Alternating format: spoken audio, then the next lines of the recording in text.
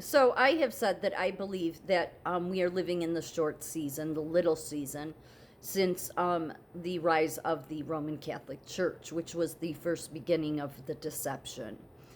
Um, I mean, Satan is the best at deception. And there's others that believe this too. That because when you think people think, oh, the millennial reign was 1,000 years, but 1,000 years could be one day to God. The millennial kingdom could have been one day to God. Could have been 500. I mean, just something to think about. So if we're in the middle of the season of the beast, then the sky already broke open. We're not waiting for it to break open. But just listen to this, just some theories here. Interesting. The feeling that modern life feels artificial or inverted. It sounds like you're exploring the millennial kingdom past or Tartarian perspective. The idea that the events of Revelation, the 1,000-year reign of Christ, have already occurred, and we are currently living in the little season where Satan is loose to deceive the nations. If we look at this through that specific lens, here is how the deception and the broken sky are typically understood. 1. The little season and deception. According to this view, we are indeed living in a period characterized by mass institutional deception. The theory suggests that history was reset. The true timeline was obscured to hide the fact that the kingdom already happened. The matrix of control. Governments, science, and history books are seen as tools used by the beast to keep people from realizing their true spiritual or chronological position. The short time. This season is described as a period where the adversary knows his time is short, leading to an intensification of illusions. 2. What happened to the broken sky? In many eschatological interpretations, the sky breaking open refers to the firmament or the veil between the physical and spiritual realms being removed during the second coming or the start of the kingdom. If the kingdom has passed and we are in the little season, proponents of this theory usually argue one of two things. The veil was reestablished. After the 1,000 years, the heavens were closed again or obscured by technology, like geoengineering or frequency interference, to trap humanity back in a physical-only mindset. The sky is the deception.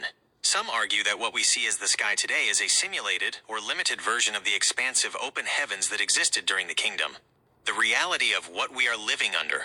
If you feel we are living under a veil of lies, it essentially means you're viewing current reality as a holding pattern. In this framework, the goal of the little season is to make people forget their divine origin and believe they are accidental beings in a chaotic world, rather than participants in a prophetic timeline. A note on perspective. So, I don't know anything about the Tartarian stuff that people look into. I think that's based on, I don't know, a mud flood. And because of you look at the ancient cathedrals and buildings and what they used to make compared to what they make now and that kind of stuff. No, I don't even look into all that. My biggest thing, often is how did we go to the moon? However, people would say the moon is within our hemisphere. Except that God gave us dominion over the earth. He didn't say, I'd have to look into that. I don't remember him saying we had any dominion of the sky. But we have airplanes, so many people would argue that we have dominion over our hemisphere. But with going, the way that the firmament is described, I mean, there's a reason they might not be able to get to the dark side of the moon. Because the dark side is embedded in the firmament part of it. You see how my phone, this is a phone, I always say this, that is not active, yet I say certain words and then you hear it beep. Great technology. Anyway, so part of the moon is on our side, part of it is embedded in the firmament. Some people say the firmament is just the air. Did God put it back in place afterwards? Could you really put it past tech to simulate a sky? I mean, they want to drown the sun out. Bill Gates and them. Do you think that's not for biblical reasons? They say, oh, it's to cool the earth. It's for our best interest. No, it's for you to help Satan.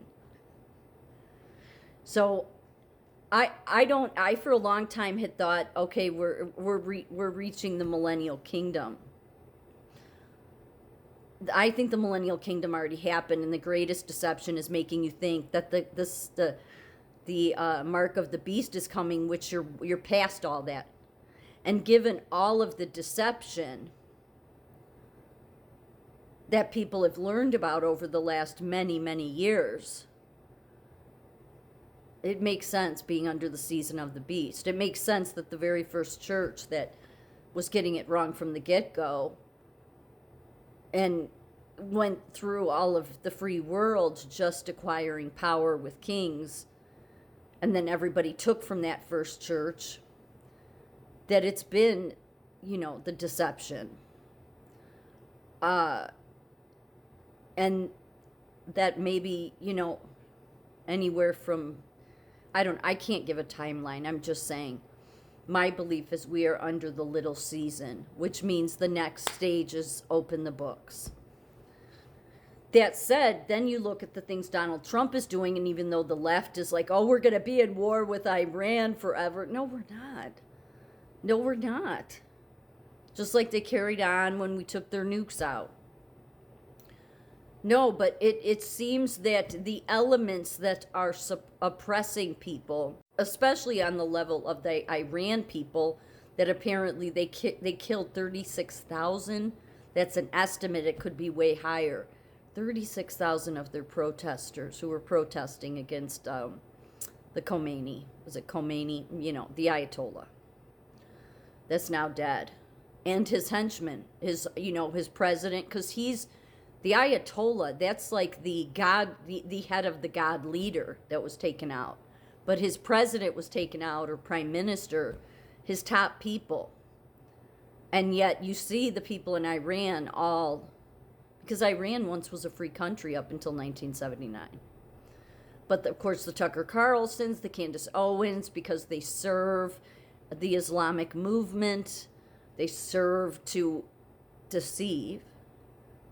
Oh, we're going to be in war forever and blah, blah, blah. No, we're not. No, we're not. But Donald Trump does seem to be doing a reset on a major scale. In my opinion, all this stuff about worrying about globalism, we've been very much living under globalism to begin with. And Donald Trump is, resetting the whole global order of things. Not because he's some antichrist, no. Because he's taking out people that need to be taken out.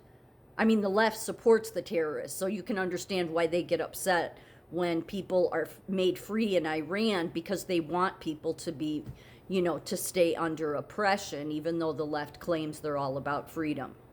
Go figure that. So, just something to think about, because, they keep wanting to trick you with the mark of the beast. No, you're well past the mark of the beast. The greatest deception ever would be to confuse you on the timeline. I mean, they changed when Jesus was born. That's been kind of a known thing for a long time, that it was in the spring. So, interesting times we live in.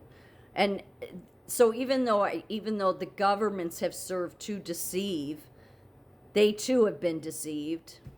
Donald Trump comes on the scene, seems maybe the only man that hasn't been deceived, and this is why they want you to hate Israel, because this is their last chance to get as many people on the road to judgment of hell as possible. And there's a lot of them on that road, but God said most people aren't going to go to the right gate.